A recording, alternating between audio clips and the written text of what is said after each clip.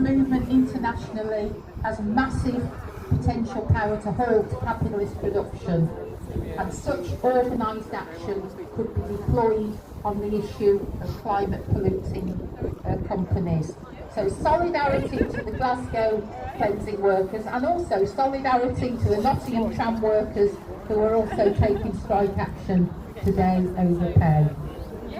We've got a great lineup of speakers. The organisers have also got some buckets, so please give generously. We have a card reader here, I think that's Claire, so you can drop cash or pay card to help finance the costs of today's event and future events. So I'll come straight on to the first speaker, who is Claire Wilkins from the PCS Public Sector Workers Union. Thank you, Claire.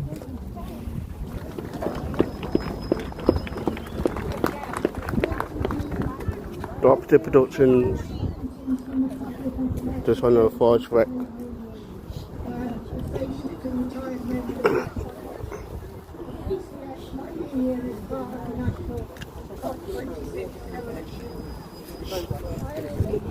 Protest about climate change. You could take a photo with your phone and then send it to them, and then if you've got time, we'll absolutely come and Yeah. So I'm from the Public and Commercial Services Union and bring greetings from them to this rally. I'm speaking here, though, in a personal capacity. Climate justice is impossible without social justice. Access to clean water, adequate food and housing are basic requirements for human life, and millions of people do not have them. Most people in the world also need jobs in order to provide them with the means to live. For climate justice and social justice, we need sustainable jobs. Okay.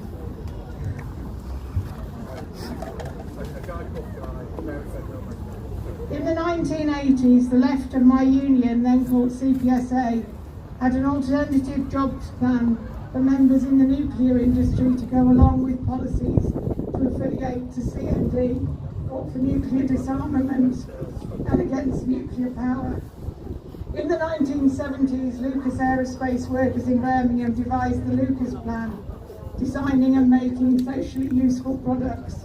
It was an example on a small scale of how a socialist plan of production would work. After 9 months, the Lucas bosses stopped it. Jobs are often posed as a conflict between keeping existing jobs in industries that cause environmental damage and the transition to environmentally sustainable jobs. When not posed in this way, workers say they want sustainable jobs for them and for the planet, and not necessarily the actual jobs they're doing now. Trade unions need to campaign for jobs and the environment. To achieve climate justice and social justice, we need to change the economic system.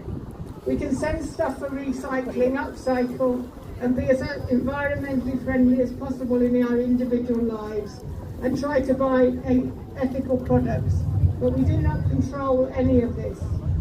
Whatever we do individually does not alter the fact that 100 companies cause 71% of carbon emissions, or Coca-Cola, one of the biggest economic entities on the planet, produces the majority of the plastic bottles littering the world. We have seen how hard companies have lobbied against any real change, and how limited even the rhetoric is from politicians at COP26.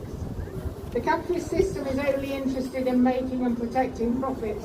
It cannot and will not provide a sustainable planet for humanity. The carbon footprint of the richest 1% is on track to be 30 times higher than what's needed to limit global warming to 1.5 degrees centigrade. The poorest 50% will continue to be below climate goals, as they always have been. Only a socialist transformation of society can provide a sustainable planet for humanity. We need an integrated plan of production and distribution across the world to obtain social justice and climate justice. We need socialist change to end climate change. So if you want more information about that, then you can see me or anybody else from the Socialist Party or see the Nottingham Socialist Party stalled. The Nottingham Socialist Party is part of the Nottingham COP26 coalition. Thank you. Thank you very much, Claire. Next, we have Paddy Tipping, who's speaking on behalf of the Nottingham Wildlife Trust, followed by Tom Monterena from CND.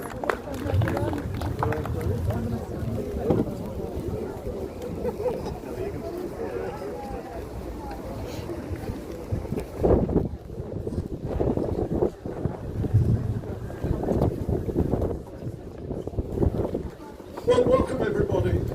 Look, this is hard, but it's straightforward.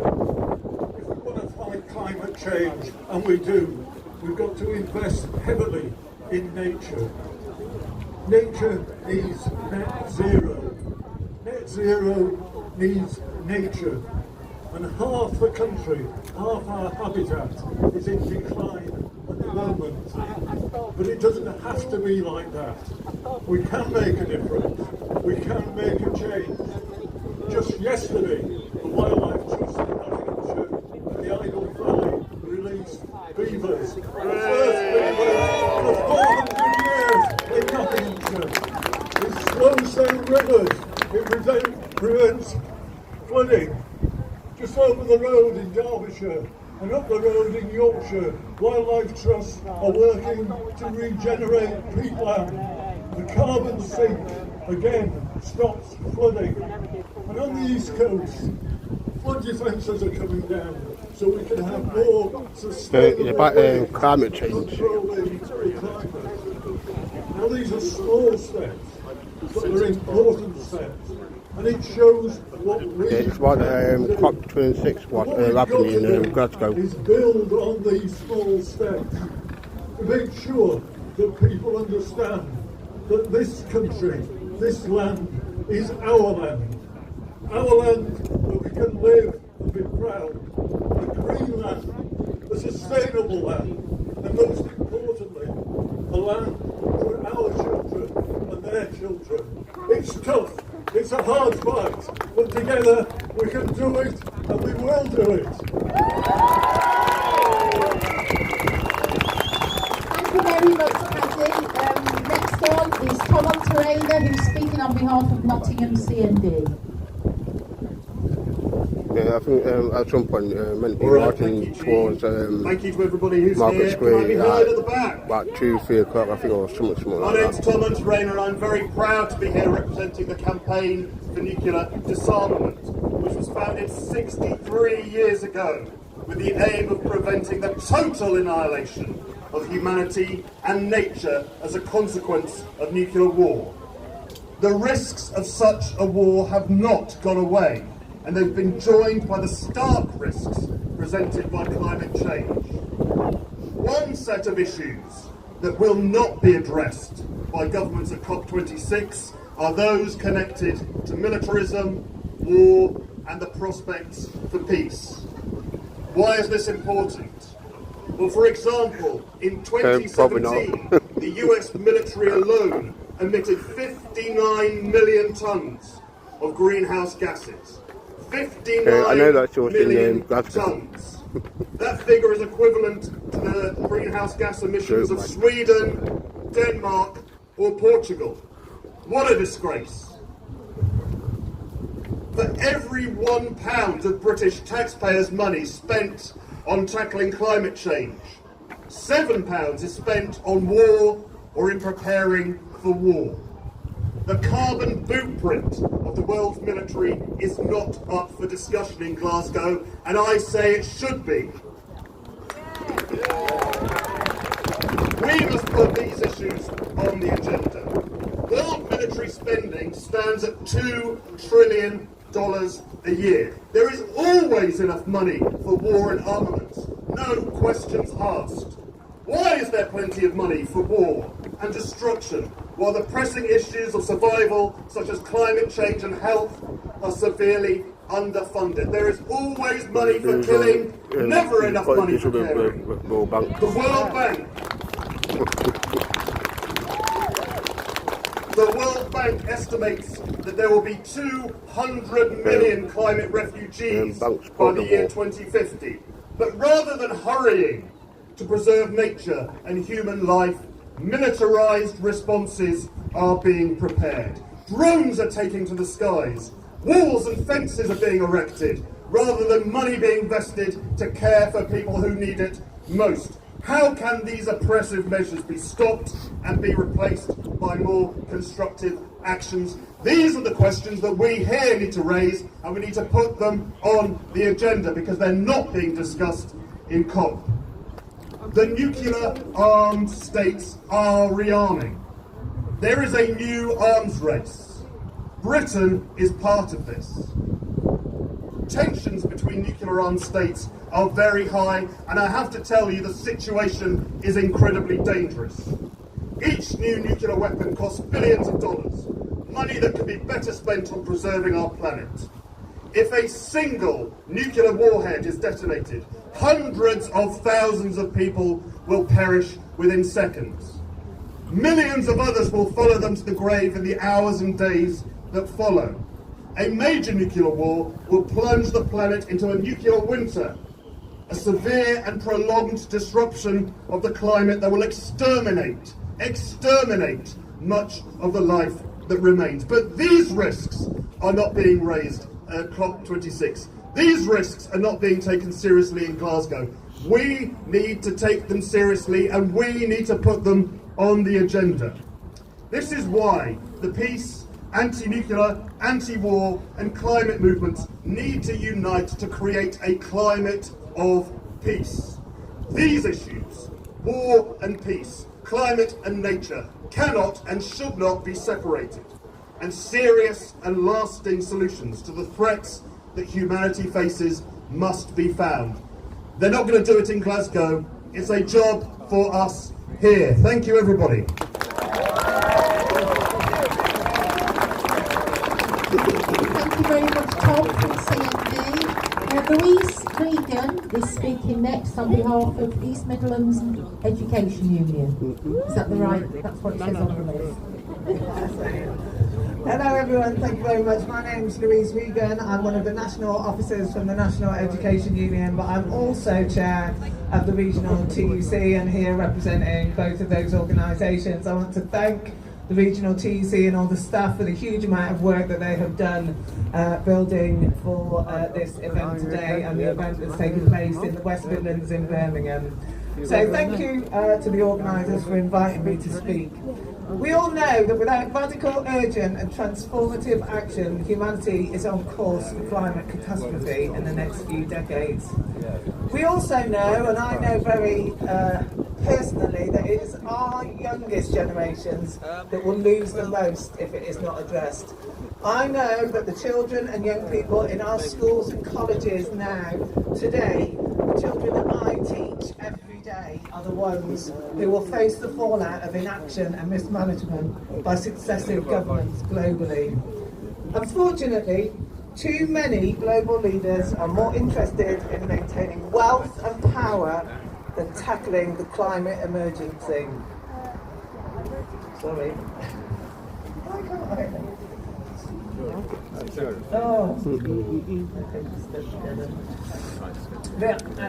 The National Education Union has been working with other education unions to promote a climate education month.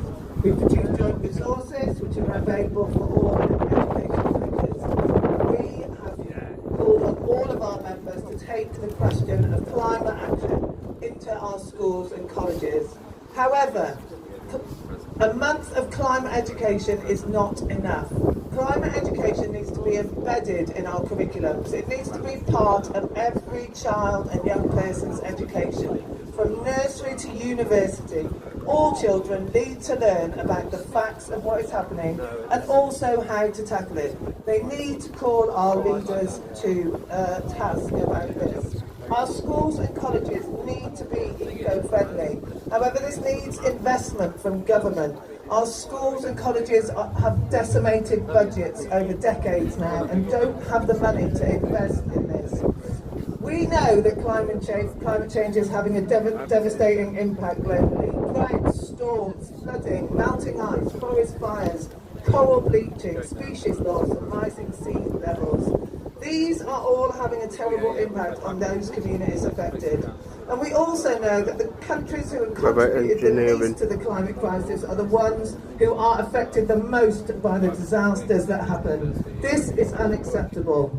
COP26 is a cop-out. As Greta Thunberg said yesterday, it's just blah, blah, blah. And we have had enough of government speaking but taking no action. Words are no longer enough. Now is the time to take action. We take to the streets and we stay on the streets until they tackle the climate emergency. Thank you. Thank you very much, Louise. Before we have the next speaker, Richard Mallender, Sabahar Hussain, Luna, Tom from the Revolution Communist Group and Mark Bevan from Pedals. Could you come to the front so you're ready to speak, please? But particularly Richard Mallender from the Green Party, who is next but one. So, next I'm pleased to introduce Monica Pallis, who's going to speak on behalf of Stop Ratcliffe Incinerator Campaign. Stu's here.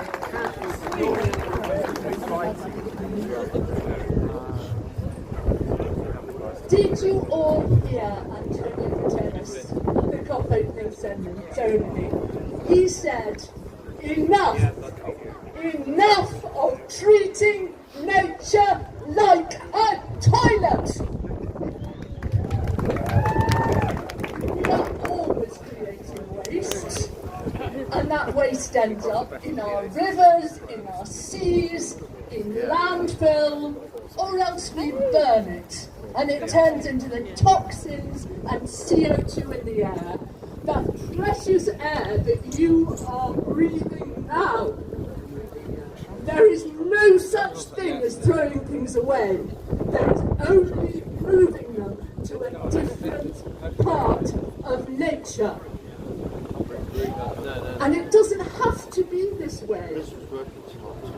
It's a myth that we need to build incinerators, that our waste has nowhere left to go. At the moment, only 30% of waste in this city is recycled. Most of the remaining waste gets incinerated. And how much of that is really, really hard to recycle or substitute? Have a quick guess. 80%? 20%? According to our government's own figures, only about 8% of black bag waste is actually really hard to recycle or substitute. So what needs to change? The rise of incineration is based on a business model driven by taxes and incentives. There's plenty of profit from incineration. Incinerator operators don't pay the taxes demanded of landfill, nor does energy from waste pay taxes as CO2 emitter, although it is several times more carbon intensive than current grid power. The current model sucks finance away from recycling, away from intensive sorting, away from biological treatment of organics that would neutralise the methane and provide soil enrichers. And these alternatives work. They're already happening in several places.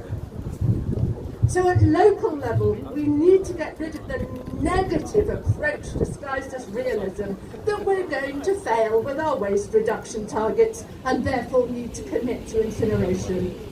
That was the sad basis on which the Radcliffe incinerator was approved by the County Council. We need to persuade our politicians to rise to the challenge of waste reduction, starting with recognising that there is no throwing things away. There is only moving them to another part of nature. Enough of treating nature like a toilet!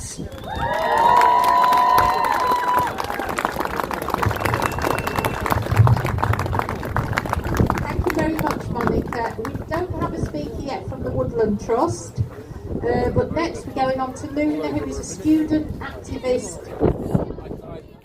Oh, sorry. Yes, I'm pleased to introduce Sabahar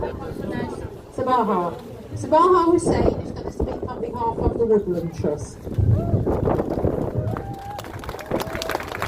Can everybody hear me? As you are all aware, today marks the Global Action for Climate Justice.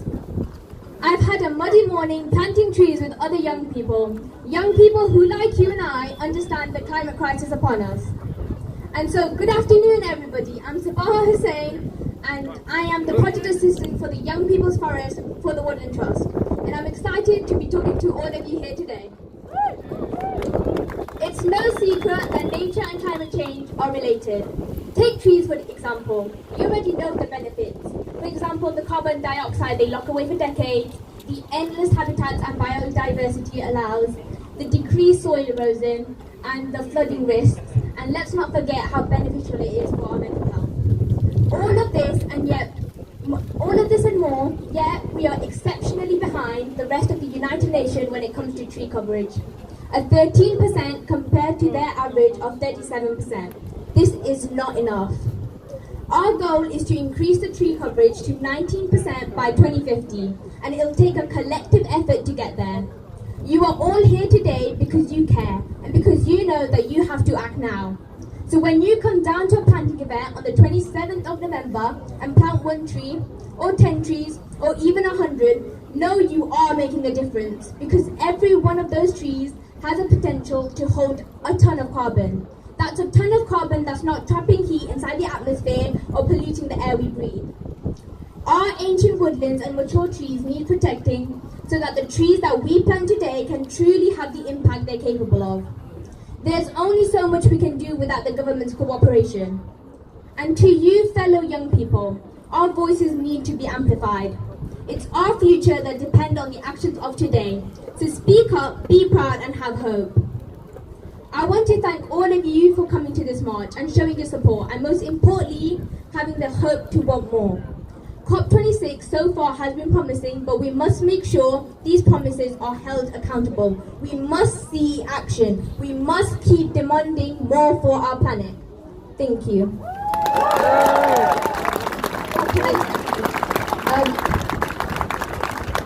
Thank you. And if you're interested with the opportunities at the Young People's Forest, come find me for more information. Thank you. Thank you very much, Sabaha, and also thank you to your organisation, the Woodland Trust, who paid for today's banners.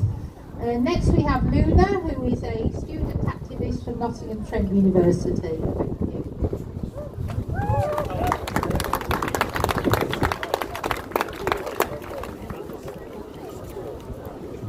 Good morning, or good afternoon, sorry.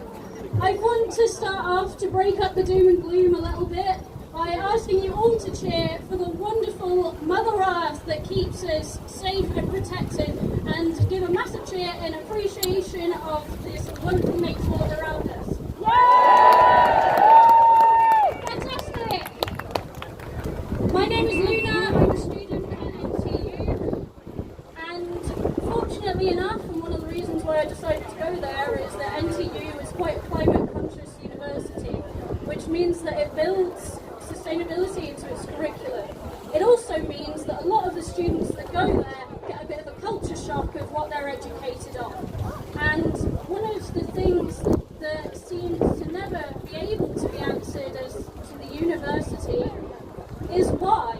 Why is it that this generation has to sort out all of these problems? Greenpeace was founded in 1971, and in that time 60% of all animal populations have been wiped out. It's not as if people didn't know. There were people campaigning at the time, and this is obviously deeply unfair. But on top of that, and there's these deep questions as to why is it so unfair? Why didn't people protect us? Why didn't they consider us? Why didn't they respect us? But that's part of the problem. In fact, that might be the whole problem. The whole climate crisis is underlined with issues of a lack of respect, a lack of love, and a lack of care for the people around us and the people around the world. This is something that we need to change because it is foundational to these issues. Part of what's on the flyers is a call for injustice all over the world. And indeed, a lot of the issues in the climate crisis go back to issues around the Industrial Revolution and colonialism. We are in the final hours of this climate crisis and something needs to be done, and we and the rest of the world are not protected. 100% of companies are responsible for 71% of emissions, and the climate crisis, according to the World Health Organization, is responsible for the deaths of 150,000 people annually all over the world, and that is set to rise to 250,000 deaths annually after 2050. Our lives and the lives of people around the world are paying for the 1%. To remedy this, we need to listen and help the people worst affected. Not only are the people in the global south and the impoverished around the world not responsible for most of the climate issues, they're also quite often the people that know best as to what they should be dealing with, because they're on the front lines and they're the people that have stewarded the land and have had the land destroyed. By 2030, the poorest half of the world populations will still emit far below the 1.5 degrees centigrade warming aligned level, and someone in the richest 1% would need to reduce emissions by 97%. Not to mention, the emissions from a single space flight is worse than a lifetime of emissions from the poorest from one person in the poorest billion people on Earth. The world is not ours to own. It is certainly not for the 1% to abuse. We are part of a wonderful and complex ecosystem. We do not own it, we are part of it, we are intrinsic to it. We are not separate. This is a fundamentally flawed way of thinking, filled with arrogance, greed, and no respect for anyone or anything. We are in an interconnected planet, and if some of us fail, all of us fail. We are part of an ecosystem, and we need to acknowledge that all life is intrinsic in value and rights. And all life is intrinsically linked to the life and rights of humans. If it weren't for the world, we wouldn't be a part of it. We need it to live. And so we need to stop treating the global south like it's a dumping ground, or like they don't exist, or like they're lesser than us, especially as the 1%, like people in the 1%. We need to take responsibility for ourselves. We all saw the issues of what happened when China stopped accepting our recycling, because we all wanted to defer the responsibility onto everyone else. The global north has been dominating the global stage for hundreds of years at this point, and I think it is now time for our European and American governments to take a bow and listen. Thank you. Thanks very much, Luna. Some great facts there on how these profiteering, polluting companies are killing us, pointing to the need for public ownership of these companies. The next two speakers, which is the last two speakers, are firstly Tom from the Revolutionary Communist Group, and then I'll introduce Mark from Pebbles. Hi, so I'm speaking on behalf of the Nottingham branch of the Revolutionary Communist Group, and we're organising an anti-imperialist bloc as part of the march today, because we believe that in order to fight for climate justice, we need to fight this imperialist capitalist system that is trashing the planet. And for this movement to be successful, we think we need two things, and that is understanding and power. We need to understand that a system of production for profit that has to continually expand or it will go into crisis cannot be made sustainable. We have to understand that a system that wastes huge amounts of resources simply as companies compete to try and get us to buy their profits cannot use those resources to meet people's needs within the capacity of the planet. We need to understand that a system that allows the vast majority of humanity no say in how resources are used cannot be made accountable to the very people whose lives are and will be devastated by climate change. And because of all those things, we need to understand that we must break from capitalism and replace it with a society organised rationally to meet people's needs in a sustainable way. And that is socialism. To put that understanding into practice, we need power. Now, the majority of people inside that summit in Glasgow are there representing capitalist states. So little wonder that they have made no progress in addressing this crisis over 26 meetings. Their priority is keeping the profits flowing, the very system that has caused this crisis.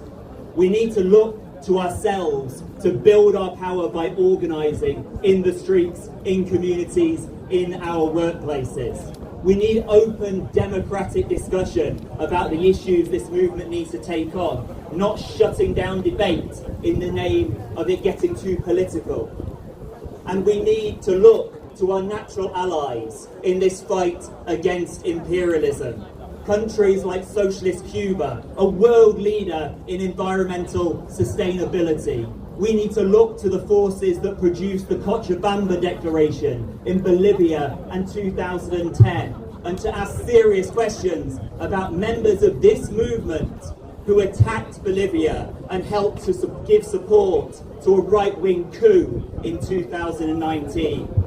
We need to fight ultimately to build a movement that is strong enough to seize power away from the capitalists through a revolution.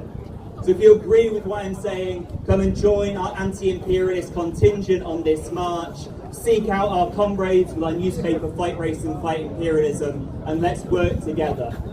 Fight racism, fight imperialism. Thank you. Thank you, Tom. The last speaker will be Mark from Pedals, and then I've got a few more announcements, and then Liam from the stewarding team will give us some info about how we're heading into town. Thanks, Mark.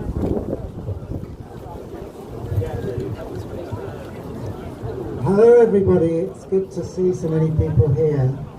I represent Pedals, which is Nottingham's cycle campaign supporter group. You might ask, what has cycling got to do with the climate emergency? Well, I'd like to give you a few facts and figures to help explain how important it is to make this transition to active travel and sustainable transport. Cycling, after the production of the bicycle itself, produces no emissions, and the energy required to run it is just a good breakfast. You are the engine, no emissions. So I'd just like to compare the production of cars and the amount of CO2 they produce. 2.5 kilograms of CO2 per litre of fuel consumed. And in the UK, 27 million cars produce about 38 million tonnes of CO2 a year. Electric vehicles help, but they're not the magic bullet people might suppose they are. For instance, they actually use about 63% more CO2 to manufacture an electric car than a standard vehicle. So you'd need to drive around about another 50,000 miles extra to offset that carbon cost of production.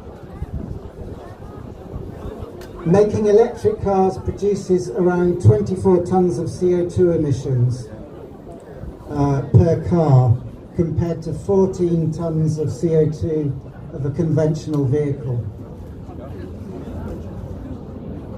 So in terms of the total all greenhouse gas emissions made in the different sectors in this country, 27% of all greenhouse gas emissions come from domestic transport. That is by far the biggest sector. So you can see how important this is. So compared to our energy supplies, our business and our residential sectors, they all come below that. The potential for decreasing the emissions in the transport sector is enormous. Cars and taxis account for over 77% of mileage accumulated, while cycling makes up only 1%. And currently, cycling accounts for under 2% of all trips made in the UK. This could be increased dramatically. For instance, in the Netherlands, the modal share is 27%, and we're at 1.7% in this country. Why is this? Well, it's simply a question of mostly safe cycling infrastructure. In the last 40 years, Holland invested heavily in safe cycling infrastructure and gave priority to cyclists in cities. So it becomes the natural choice of people to make. It's easy, it's safe, and it's convenient. So why wouldn't you want to ride a bike the 2 or 3 miles that you might need to make that journey? Yeah, I think they're about probably 300. Protected cycle lanes are a priority for investment in this country. About 70% of all trips made in the UK are under 5 miles, and 23% are under 1 mile. These are easy cycling distances, and if it was safer to be able to do so by having protected cycle lanes. So if more people cycled more often, these millions and millions of local journeys, if some of them were, a lot more of them were made by bike, they would reduce emissions significantly. Car dependence is just a long-standing habit in this country, and behaviour change and the creation of networks of high-quality protected cycle lanes, as in Holland, is urgently needed if we wish to create a truly low-carbon, sustainable transport system, particularly in our crowded cities and urban areas. So finally, what can you do to help? There's 2 main points I'm going to offer to take action. The first is to lobby all your local leaders, actively writing to them, emailing to them, meeting them. So your local councillor, your local MP, the council leader, the transport officers, and tell them how important it is to invest in high quality infrastructure. So cycling does, although it's a machine that's been around for 150 years, it is the future of transport, and it is accessible. Some sort of cycling can be made accessible to all people, and active travel must be urgently embraced as part of the solution to the climate crisis. Secondly, you could join Pedals. It's a free to join supporter group. If you visit pedals.org.uk, there's a button on the first page and you can click it and become a supporter. And you will receive information on all our campaigns via occasional emails. And we will let you know how you can help to improve cycling in Nottingham by helping to join our campaign for a safe and easy cycling infrastructure for everybody. Thank you.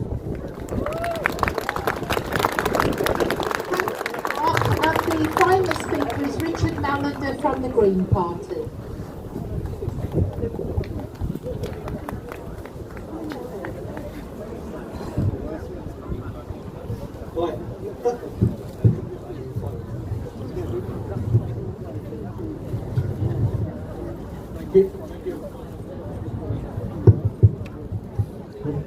Okay, thank you everyone. Welcome to CAP 26, the celebration of flat caps around the world. Oh, hang on, wrong speaker. One of the biggest things that's worried me about is that it's COP 26. 26? Greta Thunberg wasn't even a mote in her parents' eyes at that point when COP 1 first happened. I think I was in Berlin in 1995, and they're already booked in for COP27 in Egypt next year, which will be much more difficult for everyone to get to, and hopefully for the people who are so embarrassed by the pitiful action that's being taken on climate change, they'll make it much more difficult for everyone to protest, won't they? But we've got to keep protesting and keep working and talking to everybody about the utter need for climate change around the world and to deal with action on this. So in Glasgow, we've got dozens of world leaders, thousands of protesters, millions of people around the world doing urgent action. It's about time, isn't it? Ice caps are melting, forests are burning, and human activity, our activity, is driving a global mass extinction event. But never fear, because Boris is on the case. Boisterous blush, ambitious targets, and oh, he's fallen asleep again. We need urgent action to address climate change. We need to stop burning fossil fuels. We need to stop tearing down forests and polluting our world. We need to use less resources. Stop pushing our waste onto developing countries. Stop outsourcing our carbon footprint to China and India. And we need to recognise that much of the world that we have built has been on the back of empire and the poor of other countries.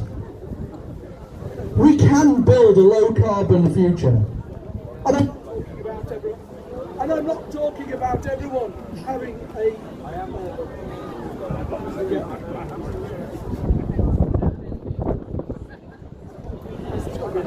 And I'm not talking about everyone having an electric car. Yes, they have their place. But if you replace every petrol or diesel car with electric or hydrogen or whatever, it's still a huge impact on the environment. And a traffic jam is still a traffic jam, regardless of what kind of car you're sitting in. We need to build new homes, a passive house standard, insulate our existing ones, help industry switch to a new technology. Government has a big role to play in all this, but not when they're bankrolled and cheered on by their oil-rich friends. We often see the natural world as a nice additional to everyday life, something to visit on holiday or watch on TV. It's something separate from our everyday lives, something nice but apart. We are part of it. The world is our natural life support mechanism. We need to treat it with kindness. And remember that we share it with millions of other creatures that all depend on it for their existence too. Some people, and I think we know who we're talking about, only see value in things that can be costed in pounds, euros or dollars. But the natural world has its own intrinsic value. An ancient woodland is more than the value of its tree, the wood in the trees, more than the value of the minerals that lie under it, more than the value of a road that might be built through the middle of it. Whatever the outcome of COP26, we must all keep the pressure on. Through politics, through protest, through direct action, through our everyday lives.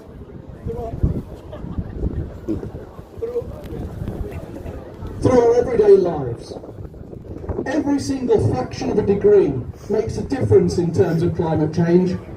Every single tonne of CO2 emitted makes a difference.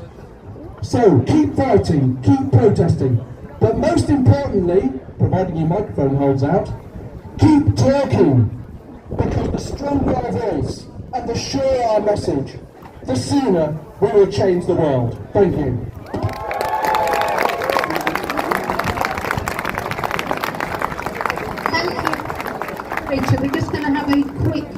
change if you bear with us.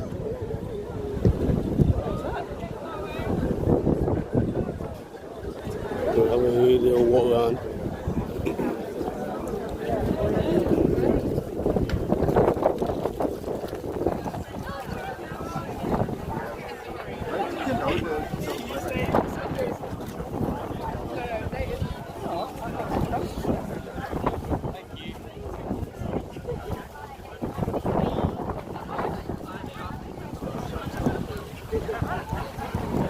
It's freezing today, man. Seriously.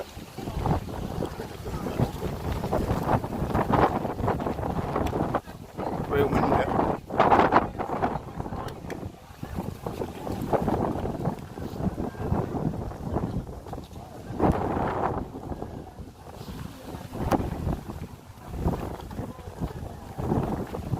And what do everybody else think about this? All these climate change, what everybody find about Nottingham? I got my own thoughts on this anyway. Everybody also opinions. There you go on this one.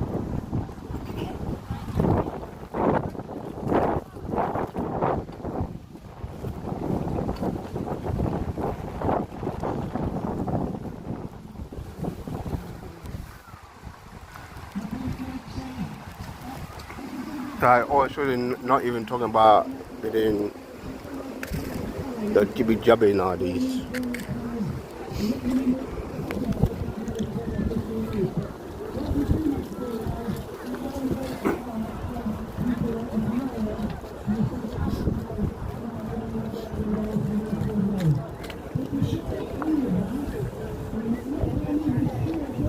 And what the government up to?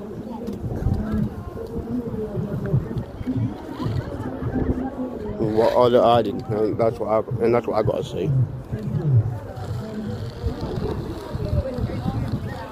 A bit weird everything about climate change now. And that means the government is adding something. They're planning something. Their next agenda. And that's all I gotta say on this. So I think it's going a bit fishy. So if you speak and you're in a position to be able to do that, when you go to the front of the march, because you will be carrying the hand banner, which is about 8 metres wide. Yeah, I think we're walking to the Market Square now, aren't we? Okay, I think most of you will be familiar with the route. We'll be going out to the up there, to the Mansfield Road.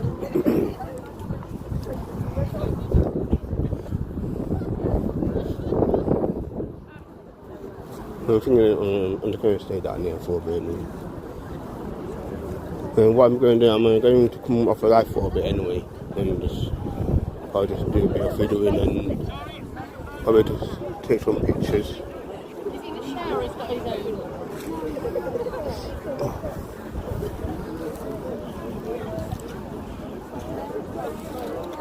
I'll catch you guys later.